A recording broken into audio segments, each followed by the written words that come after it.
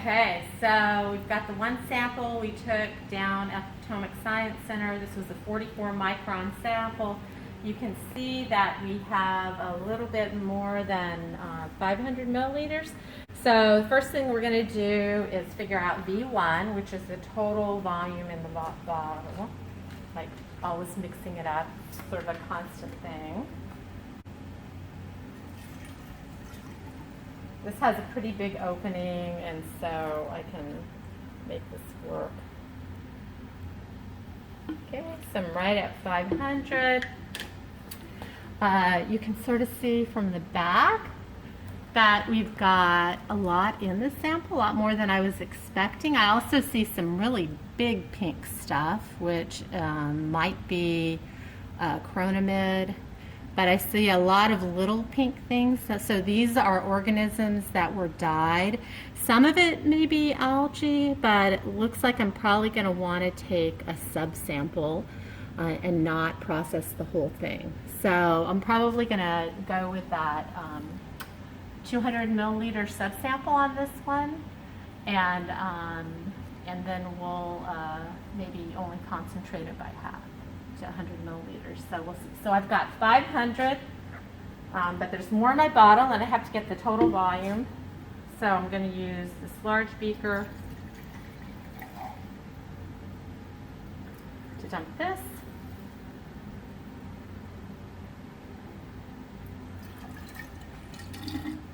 Pour the rest in here. And that looks like about 90, I guess. So then I've got 590 total milliliters. So that would be recorded on a data sheet. Apologize, I don't have a blank, but this is an example of the data sheet that we use that already has the major types of zooplankton that we find. And places for the original volume, which is the volume filtered in situ, and then for sample volume V1. So in our case, that would be 590 milliliters. Okay, so next, let's put everything back into the sample bottle.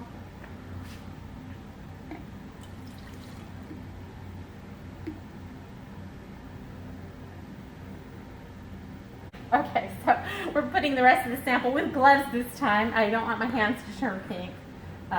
Getting ethanol on my hands is not really a problem, but turning them pink I'm not really on board with. So if you do leave a lot of organisms behind on the beaker or the graduated cylinder, you can do a rinse, but then you need to add that to your volume 1. Okay, so going to set these aside.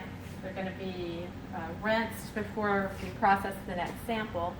So I want to take a 200 milliliter sample, so I'm going to use a smaller graduated cylinder. This one. It's got a nice 200 milliliter mark. And this is going to be my subsample that I'm going to filter. Shake that puppy up. The larger zooplankton organisms are definitely going to drop to the bottom of the sample bottle, so you want to do constant stirring or shaking. Okay, so again, a nice big graduated cylinder. So it's nice to be exact, but as long as I get the measurement, I'm pretty good. Just a tad more. Okay, so that's 200 milliliters. So this is going to be my V2. So I would record my V2, 200 milliliters, so at 590. And then 200. So I can calculate that ratio, that C1 ratio now with this information. Okay, Kyle, so our next step, we've determined volume 1 and volume 2. So our next step is to filter the sample, and then we'll backwash this. So to filter it, I use this little 20 micron filter and a small funnel. So that takes 2 hands. And then I've taken the subsample and put it into a 100 milliliter graduated cylinder, which allows the researcher to have a little bit more control over pouring. So these filters can get clogged. So we're going to start with 100 milliliters and just keep an eye on this.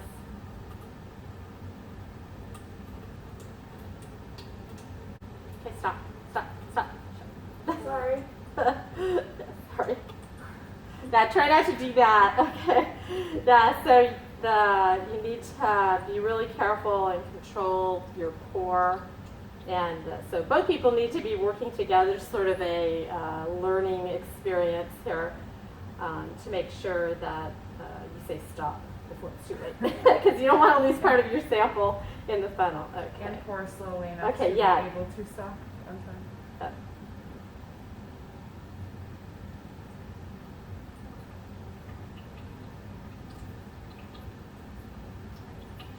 Okay, stop. Okay, stop early enough to that happen.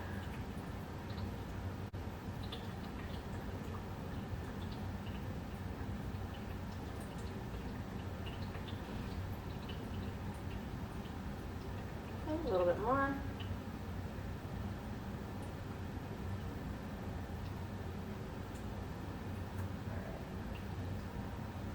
Okay, and then we have the remainder of the sample, and pour that into the 100 milliliter. So we should have another 100 milliliters of sample to filter.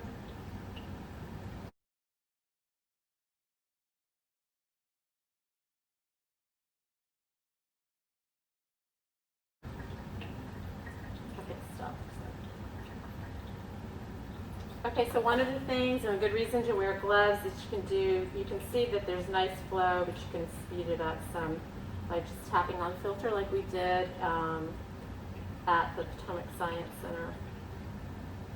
There's also an option of backwashing a filter if it's really clogged to process the rest of the sample. A lot of times these filters get super clogged when there's a lot of algae, and so you still want to get as much subsample filtered as possible so that you have more organisms.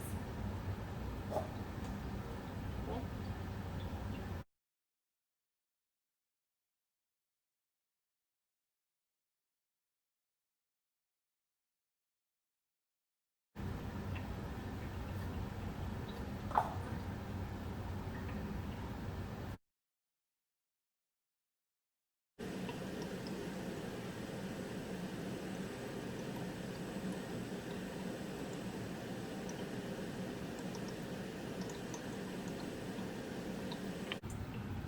Okay, so we usually look at we still have to wait for this one to finish filtering, but we take a look at the graduated cylinder to see if there are any organisms left on it, and you can rinse this and that doesn't affect any of your volume calculations. The only one that would is if you had to rinse the original graduated cylinder. Okay, so we did have some clogging there with that 200 milliliter sample. So I've got a smaller, our graduated cylinder that we were using for our better control and filtering. I'm going to use that, and because there was some clogging, I'm not going to concentrate it as much as I normally would. I'm going to concentrate it to about 75 milliliters. So right in this range here. And so what I do next is I backwash the filter using a fine squeeze bottle, and then just rinse the filter off.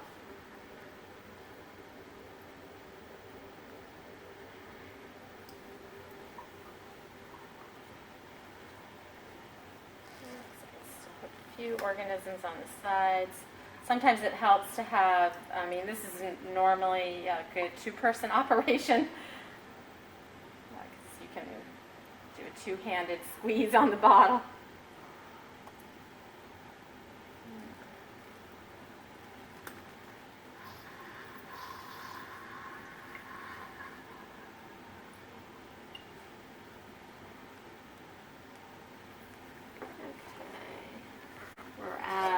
20, so we want to get up to 75. And my filter is completely clean.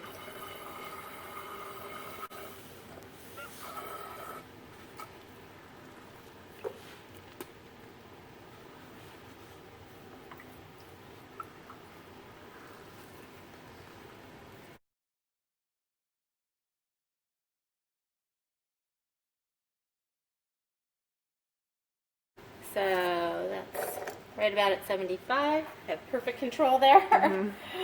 Okay, so now that I'm looking at the sample, I do see a lot of green in it, so that is indicative of a lot of algae.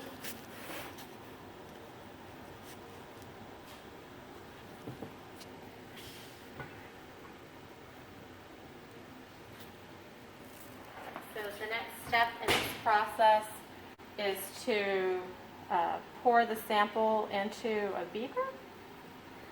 So I'm using a 100 milliliter beaker. I want to swirl a little bit.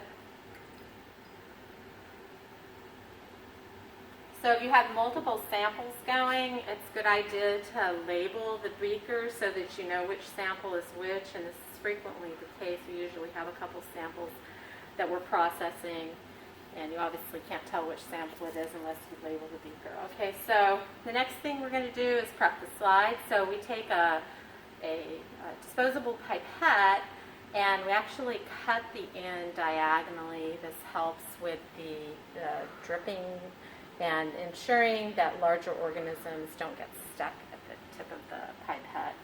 And so we're going to be going to drip into the two different Sedgwick rafters. This is our more modern one, our more recent one. I don't know if you can see, there's a grid underneath, which makes it a lot easier for counting. Okay, so this is very important too. Before you take a sample with a pipette, stir up so that you suspend as many organisms as possible, and then you've got your sample in your pipette. And so on the Sedgwick rafter, we tilt the cover slip, and then we drip one drip at a time.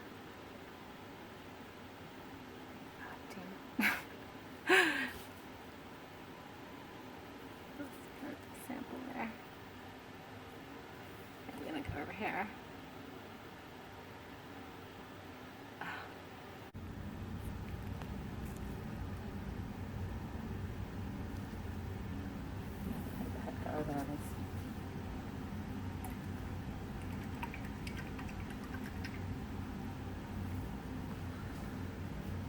Okay, here we go. Try to. Even instructors need a little bit of learning. So I cock to the cover slip a little bit more, and see what happens. The sticky property of water grabs that very light cover slip and pulls it over.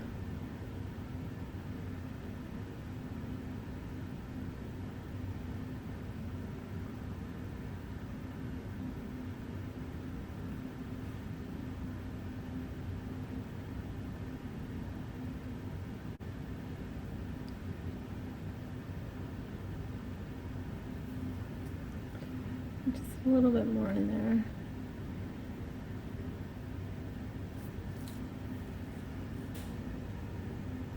Okay. Now, old style Sedgwick rafter, if you do it right like that, it closes on its own due to the viscosity of the water. Okay, let's do another sample on this one. So again, I'm stirring it up, clear the pipette. And so we'll each look at a sample. This one is not going to close because the cover slip is really thick. So we have to keep a better eye on when this one's full.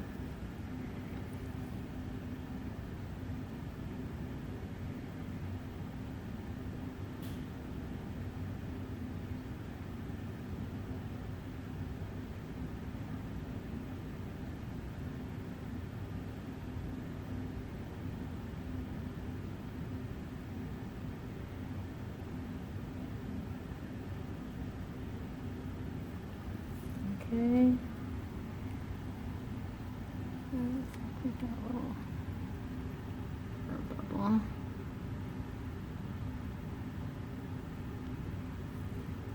Oops.